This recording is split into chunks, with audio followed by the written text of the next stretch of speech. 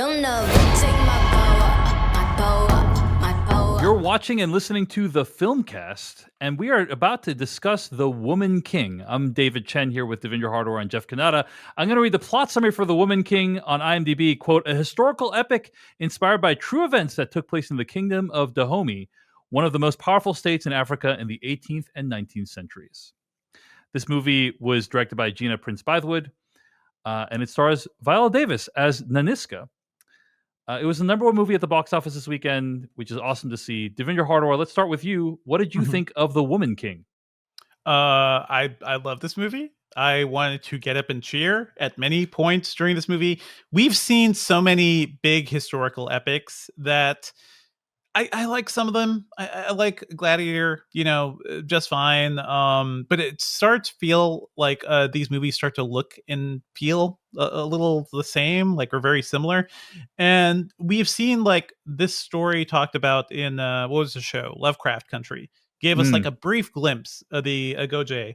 And just the idea of this all-female warrior group, clearly also an inspiration for the group in Black Panther, right? To see them in action here, to see an African society like in full bloom, being just in a beautiful point where they're fighting for themselves, I think was just fascinating. And Viola Davis is just incredible in this movie too. Like there's just so much about it that I love. I was just kind of gushing while watching the whole thing. Viola Davis is fantastic. Pretty much the entire cast too. Like what I really like is the main trio being Viola Davis, who plays Naniska. There's also Lashana Lynch and Tuso Mbedu. Like those are the kind of three main actors in the movie. And I think they all do an excellent job. I agree. And also John Boyega as the king, because of course, watching Attack the Block for the first time, I was like, I want to see this guy. First of all, I want to see him be a Jedi at some point. Full Denzel mode in this movie too. Full Denzel mode, full Eddie Murphy in Coming to America mode. Really, like he is just like really living it up. So that's a lot of fun. Thuso Mbedu, who plays the sort of like audience surrogate character who is, given up by her father. She doesn't want to marry anybody. She's given to the king and is basically the newcomer into this world. She is fantastic. Like I loved her in The Underground Railroad, which is a show everybody needs to watch. Just an incredible work of art. A thing that was just like completely ignored come Emmy times last year, I think. She is really great in this movie too. Like it's a whole bunch of things. Like I've always liked Gina Prince-Bythewood's movies. The Old Guard being the last major one. That Old Guard was the big one. I know you weren't a fan of the action there. It feels like here she has more resources and more time to like make a big action epic. All the battle sequences feel like really thrilling and kind of brutal at times too, just like the extent to which how deadly they get. There are more beheaded, there are more like just rolling heads in this movie than I expected. Like we're getting to like Conan the Barbarian territory at certain points. And Viola Davis just like really shining. Just absolutely shining. We've never really gotten to see her in an action movie role. But she's always been a strong presence to me. I'm thinking of her in Widows and so many other things. So to have her be here, show off her biceps, actually be cool and be in sword fights. I love this movie just for what it gave to everybody. And hopefully like this is something that's going to, show everybody something that we've never really seen before. It's also complex too, because it's like, this is about an African country who are really fighting, for their survival against another tribe. But also, they're a country that has benefited from the slave trade in a way, too. And I don't feel like stories like this ever really deal with that. And the way the sort of like even doing that makes this own country rich, but also kind of kills their soul in the process, too.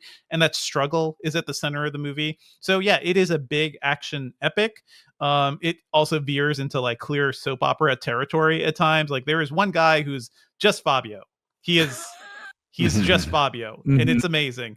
But I think for the character dynamics, for the strong roles, and just like the sheer toughness of these women, the battle sequences are great. And I feel like every set piece just gives you something. Like we'll talk about it. There's a training sequence that I don't think I'm ever gonna forget.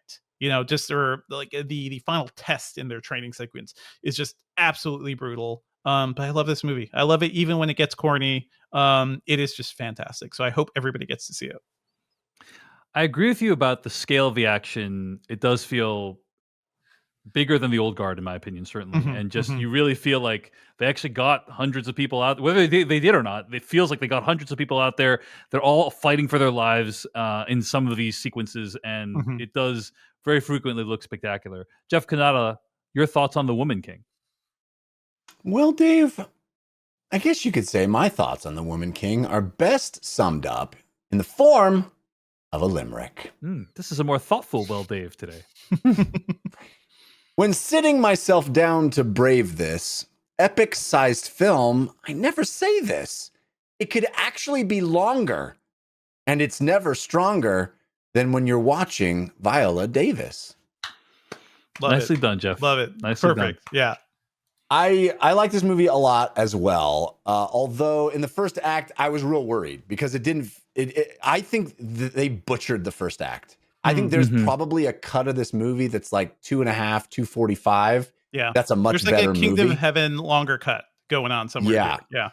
Yeah. Because man, that first act just feels so abbreviated and just cut all to hell to me. Mhm. It feels like there's clear setups and payoffs that just don't happen. That there's a moment at the beginning where one of the warriors have this thing that happens at one of their training sessions that comes completely out of nowhere, that has not been set up at all, and it's like I'll talk about it in spoilers, but it just feels like no, I'm sure they shot a scene that set this up, and they just had to cut it out or decided to cut it out. Mhm. And it felt like a lot of that happened in the first act. I think the movie gets much stronger as it goes along, and ultimately it's a very powerful, brutal, visceral movie. And you guys or Devindra, you complimented all the actors. I would agree, but Viola Davis is just head and shoulders above everybody else. Every Mhm. time she's on screen, she's smoldering. I mean, you can't take her eyes off of her.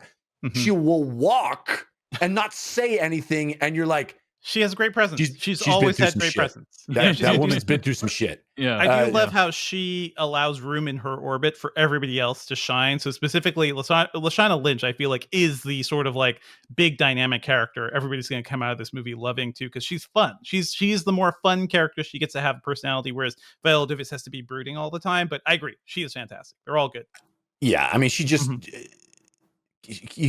she takes that camera lens and just owns it, and it is so powerful. And I don't know how you prepare for a role like that, how you get into a place where you literally just show up on screen, don't say anything, and you're just like, you don't mess with that person. That's I mean, like months and months of training, just like really. Also, you got to show off your arms. If you're training so much for a movie like that, you got to show off everything. And I feel like she just really got into that mode, and it's fantastic. Yeah, I mean, Viola Davis, as of this recording, is 57 years old.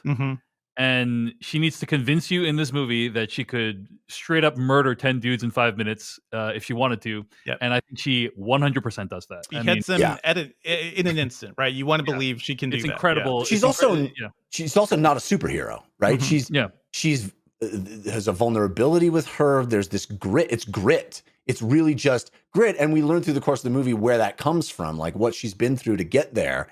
And it's an extraordinary performance because it's all there in her from the first second. And that's something that you don't often get. It is truly exquisite acting. And I do think the movie could be better longer. And I never say that. A 2-hour plus movie, I feel like this one could have been longer, and I think everything feels so quick at the beginning of the movie. It's just like throwing information at you, and you're in things and out of things, and it's just like, man, slow down. We want to be with these people for a little bit, and later on, it kind of luxuriates a bit more, and you're more comfortable with these people. And I think the second 2/3 of the movie are just much stronger than the first third. A couple thoughts, and then we can get to spoilers. I think I really enjoyed the movie, but I think I might have liked it least out of the three of us. Here's the thing. This movie has things does things, shows you things that basically no other movie you're going to see this year does, right? Like, or so decades. Well, maybe yeah. Wakanda forever. Yeah, maybe it depends. We'll see. But it's I think that's going to be women kicking ass again. Yeah, for sure. but it's like, I mean, I was specifically referring to more like Viola Davis like playing this role, and it's like, wow, it is worth seeing the movie just to see what Viola Davis can do. She's one of the greatest actors of our time, right? Truly. So, to be able to witness that is like, okay, that's great. Everything else in the movie, though, like anytime we're not with those three main actors, I would say like all the other plot lines where we're not really with those three actors, the palace intrigue, the kind of drama with the other slavers, like like you said, sometimes it verges into soap opera territory, Devindra. So not just Viola Davis, right? Love Lashana Lynch and also Tuso Mbedu, but I agree with you that, Jeff, that there does feel to be some character development that's missing in the movie. And for me, Devindra, it verged a little bit too much into soap opera territory for me to really fully embrace it as somebody who, in general, is not a huge fan of that kind of stuff.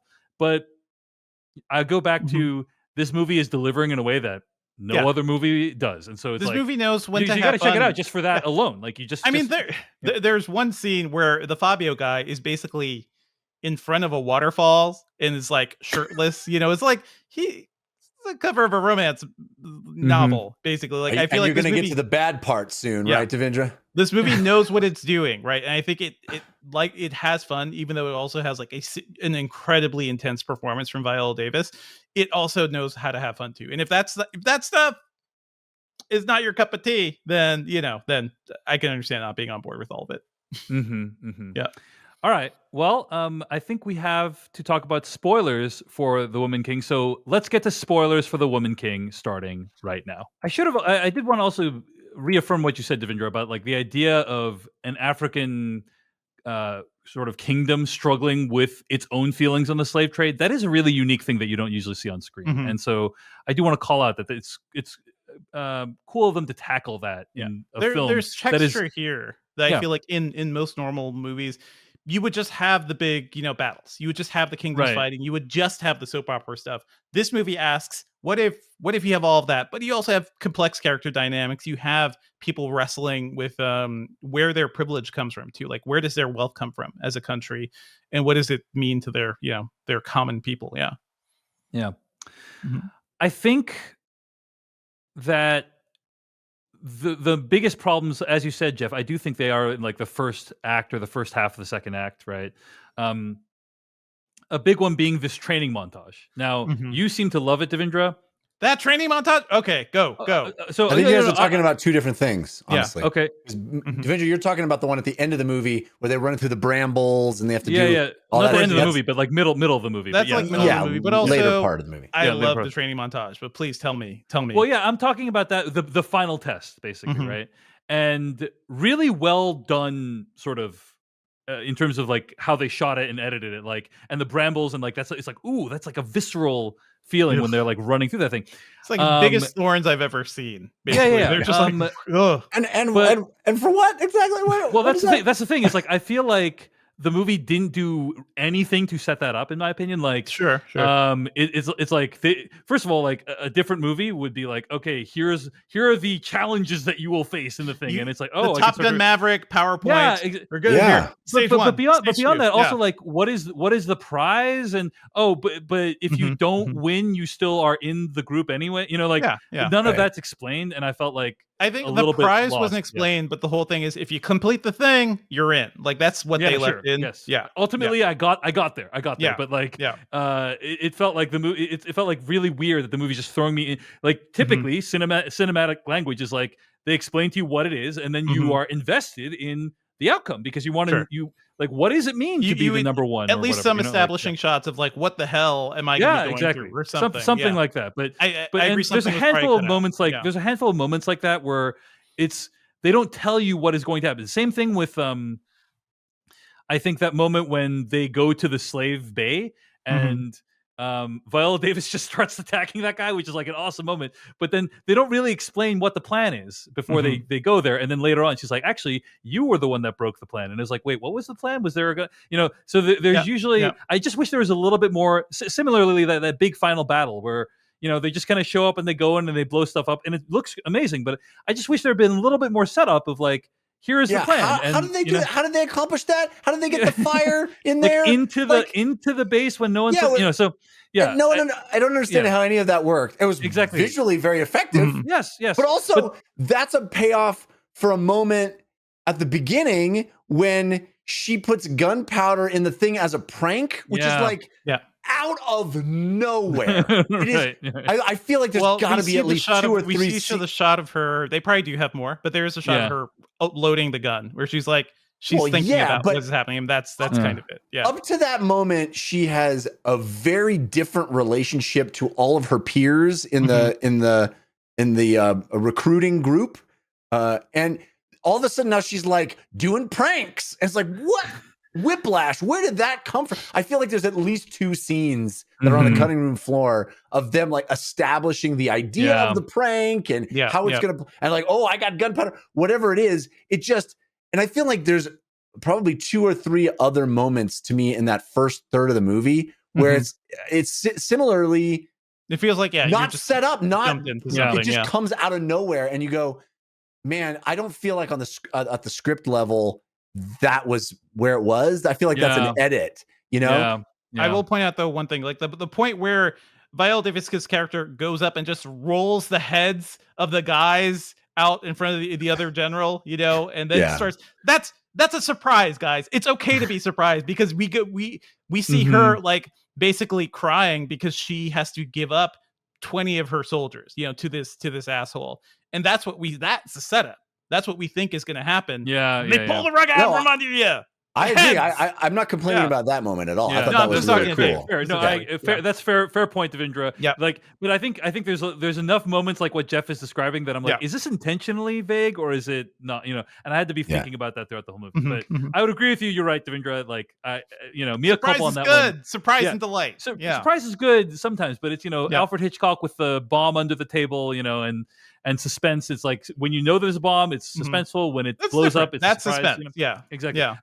I think I wish there had been sometimes more suspense as opposed to just like, oh, I'm being surprised by what's happening. Which I felt for the other thing that you guys were talking about, the fire in the base, what they were saying is that look at those soldiers. They're so slow. They're slowly coming. Like it's like a slow motion army coming towards us. So before they came and set up camp, that's what they were doing with the anthills and the Turn Hills. They were setting up all that make stuff. They make them look like part of the environment. The soldiers come in, they set up. That's fair. But yeah, I mean, I kind of miss a classic Christopher Nolan, Steven Soderbergh-esque, here's the setup of the thing, and then here's how we're going to classic Christopher Nolan explanation, the clear explanation of why something is happening. Well, if you think about Inception and Tenet, there's a lot of exposition devoted to here's what we're going to do. Now it all goes to shit. Like it never goes to plan. I'm just thinking of The Dark Knight where Batman shows up everywhere for no reason, right? Like I don't know. Sure. Yeah.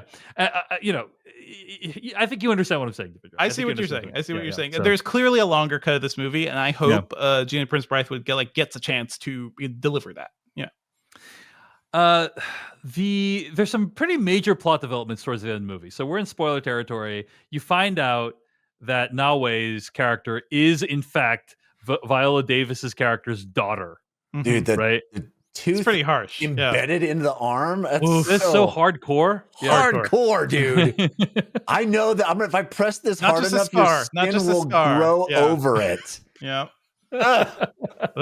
So gross. Yeah. But also like probably one of the only ways that you could ever confirm a fact like that in this environment. A scar isn't enough because they heal or they change over time. Exactly. Yeah, I don't know. But it did, you did add a little bit of go ahead, Jeff. What were you gonna say? You got to be a time capsule, a human time capsule. Yeah.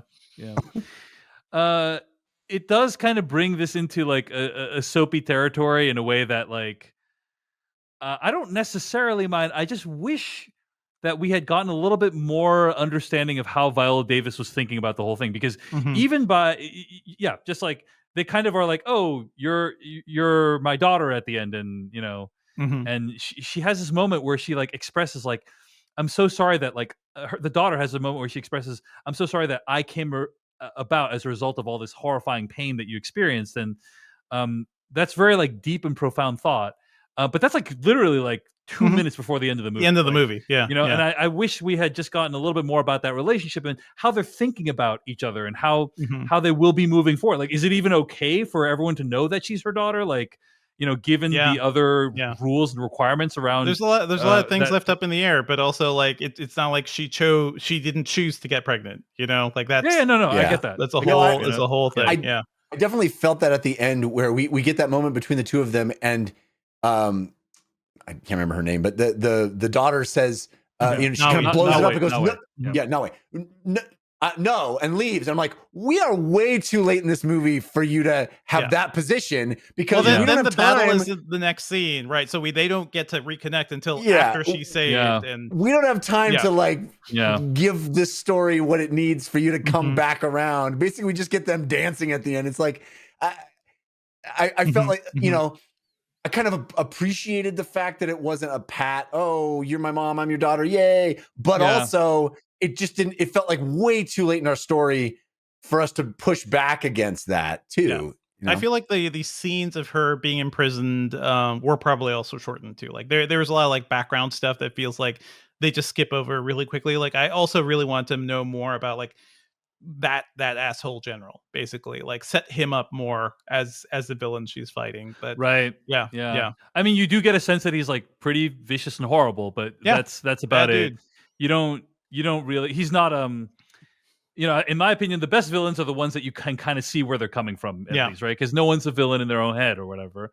But that one was more of a cartoonish villain, cartoonishly evil villain. Just a bad. I will say, I think Lashana Lynch's character dies in this movie, right? Is OG, right? I think she dies, and that was a genuinely shocking moment, because I think movies like this, the audience, when you're watching it, you kind of form these rules in your head about like, oh, these are the protected characters. Like, none of these people will die.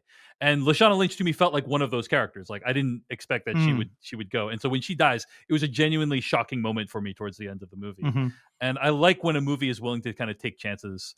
Well staged too. Like that escape's so close to escaping. Like, really well done. That's where they give you the plan, by the way. She lays out a whole plan, like, hey, that was good. That's what I'm saying. That's what I'm looking for, right? That was some good shit, in my opinion. It's good at the time, and she like lays it out, and then like you're like, oh wow, this is actually thrilling, because we've never seen anyone, like, it's rare to see something like this take place in a film where they're on the slave trading situation, and then they like break free, and you're like, yes, go for it, and you want them to succeed so badly, but it doesn't work out, unfortunately. It's a heartbreaking moment, really well done. Yeah. I do hope we get to see the longer cut of this movie, because there's enough good here. Certainly more of the good than in like the theatrical cut of the Kingdom of Heaven. And I think the extended cut of that movie is fantastic, is a masterpiece. The theatrical doesn't make any sense. At least this movie like has enough for you to latch onto, even in its current hacked up form. I also want to say, like, I've heard interviews with Gina Prince-Bythewood too, like how that relationship between Viola Davis's character and Nawe, like that reflects something in her life too. Like that whole speech is a very personal thing. That was something she had hoped her birth mother would say to her when she met her for the first time, and she didn't. She said the exact opposite, basically. So there is like a real personal connection to this movie that I can feel through it as well. So I'm glad this is being successful. I'm glad it's like generally getting well reviewed, because I want Gina Prince-Bythewood to like make whatever she wants. Old Guard 2 is happening, but I want more and more for her, because she's a great, like, looking at this movie, great action director, but also action with attention to characters, which is a hard thing to do and not something we see very often. Curious what you guys thought of John Boyega in this movie. My wife, who I watched this movie with, didn't care for that character, just because he is so lacking in gravitas compared to Viola Davis. For me, I didn't mind that, because I thought that was actually the point. Like he is like a young, inexperienced king. That was kind of my sense. I think that is the point. I like the progressive polygamist is pretty super progressive. It is very much coming to America. Like his whole, when he waking up, greeting all the wives and everything too. Like he is relishing that, the clothes and that position and everything. So at least he's having fun with it. There's a scene they have at the end where he basically tells Viola Davis's character she cannot go rescue those other soldiers, where that feels like it comes out of left field, because otherwise he's been good to her and he's been like supportive of the soldiers and everything. So that it feels like the writing of this movie, like also in addition to being chopped up, like some things are just a little clunkier than they need to be. Yeah. Interesting. I didn't mind that. I felt like they had done a good enough job of setting him up where his character is an interesting one because he's progressive, but he's open to new ideas, but he also has strong opinions on how things should be done. For sure. That's kind But of he's never been threatening towards Viola Davis. Like we've never seen him be threatening we've towards never her seen them or disagree. We've never seen them disagree on what the best course of action is. Yeah. And so that was a surprising moment. But I think these kind of disagreements happen all the time. People may be shocked to know that sometimes we on the podcast disagree on things on occasion. I know it's shocking. But yeah, it felt to me like this would be like a fairly standard disagreement that might happen, and it felt a little more than standard. It was more like, if you do not do what I'm saying right now, like it's like, oh, she is exiled. Like it was a pretty hefty conversation. So that one just kind of hit me a little different for that character, at least. Yeah, fair enough. Yeah. Any other thoughts on this movie, Jeff? Any other sort of? I think you had some scenes you wanted to refer to in the spoiler section, but we might have already hit them all. Yeah, I think we hit them. It was specifically the stuff at the beginning that just felt like it was really coming out of left field and wasn't. Yeah, what else there was on your mind? I'm struggling to come up with another example. The one that stood out to me was the gunpowder exploding as a prank. It just I hit that as well. But I feel like there was 2 or 3 other moments at the beginning where later on I went, that was clearly a setup that wasn't itself set up. It just was like left in because they needed it as a puzzle piece to unlock this stuff later on. But the organic material around it that would have made it feel like it's just part of the story had to be cut out. And I don't know that to be true. It just felt that way. I think my biggest issue with the movie, honestly, is that there is no clear protagonist, in my opinion.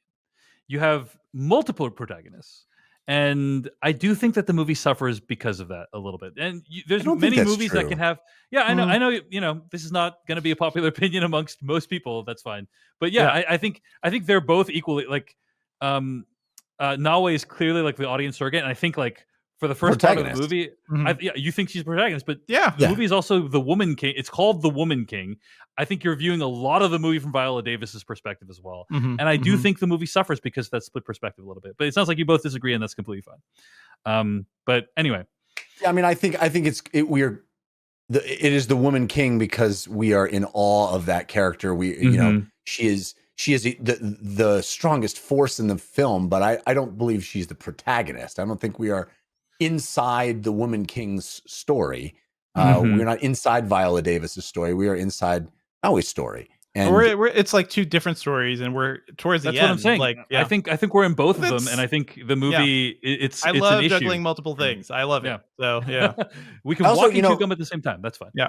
I don't think we talked enough about the action sequences. The movie starts with a pretty kick-ass action sequence. And there are a number of pretty awesome, just purely visceral action sequences. Very brutal. It doesn't pull any punches. And honestly, the movie's a challenge for the movie is to make you believe that the 5 foot whatever women will be able to stand up against these hulking adversaries that they're fighting, and it really does a good job convincing you that they are worthy combatants, and just terrifying. The first sequence does such a good job of making them feel terrifying. It's almost like a horror movie of them just appearing in the middle of the night, soundless. Gina Prince-Bythewood does this thing where it's like there's a lot of assists in here, which I really like. The Old Guard did that as well too. Like in the middle of a thing, it's not just you doing a cool choreographic thing. It's you leaping off of somebody who's bending over because they just shot a gun. It's like continuous. It's like combos. It's action combos, and I do enjoy seeing that. But it's also colleagues helping each other, right? It's not just about you being the star. It's about we are in this battle for the death, and I'm going to do all this cool stuff. And if I take a breath and like I see somebody behind you, I'm going to do something. It's just like it's so dynamic. There's so much going on. And I also like that I could always see what was happening too. I think in the bigger battles, it gets a little more like hectic, but even then, it's still very clear to see what's going on. But in the more like standalone fight sequences, wide shots, not too many cuts. Like just give me that. Give me action I can see, and this movie definitely delivers. As I sat there watching this film, my mind wandered a bit to wondering what it was really like. You know, for hundreds of years of human history, all wars were fought hand to hand, melee, right up in your grill. And for as many movies as we've seen trying to depict that, I doubt seriously any of them have really got what it must have actually been like, you know? And I can't, obviously this movie heightens it and makes it feel more cinematic and choreographed to a certain extent. Or, I mean, choreographed is perhaps the wrong word, but, you know, balletic and powerful, but it has beats, right? It has clear beats, as you're talking about, Devindra. We see these moments happen. I suspect in real wars like this, it's just got to be chaos, right? Chaos. It's just madness. Yeah. I can't imagine what that must have been like as a human being, part of that, where you don't even know who's on what side half the time. You're just in it.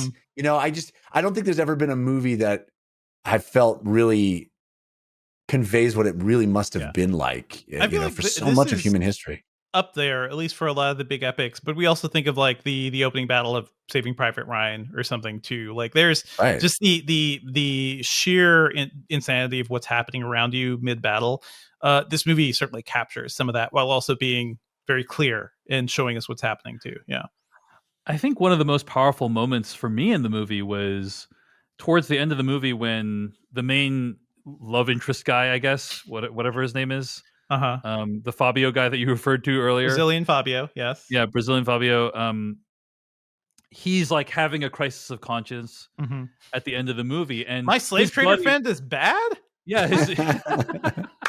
Man. Well, exactly. Like, I mean, you're making light of it, but yeah, it is, you know.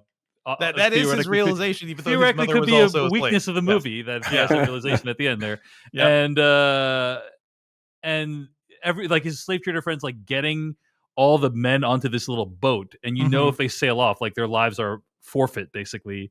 And then he like frees them all, and then these guys all like descend upon this guy and drown him, and I was just like, they rip him limb from limb. Yeah, it's like a really sort of they all behaved very reasonably, in my opinion. You know, like, fully justified. Fully justified. But I'm just like, it's like, wow, what a like. You really sense like the life and death in that one scene. You sense like the life and death stakes of what's happening in this sequence in a way that you know, the rest of the movie also you get that sense, but like it's you know, like hacking and slashing but that's just like we're stopping ourselves from being sold into slavery. It's like a super powerful moment. So yeah, thought that was very, very effective. Anyway, at the end of the day, it's really impressive that Gina Prince-Bythewood made a movie. Thank you so much for watching this video of the Filmcast. Check out these other videos that we have available, and be sure to hit like, subscribe, and hit that bell icon to get other videos from us in the future. You can also go to thefilmcast.com to catch all of our audio podcast versions of all of our episodes. And support this podcast at patreon.com/filmpodcast, where you can sign up for ad-free episodes and exclusive After Darks. Thanks so much to everyone who makes the Filmcast possible.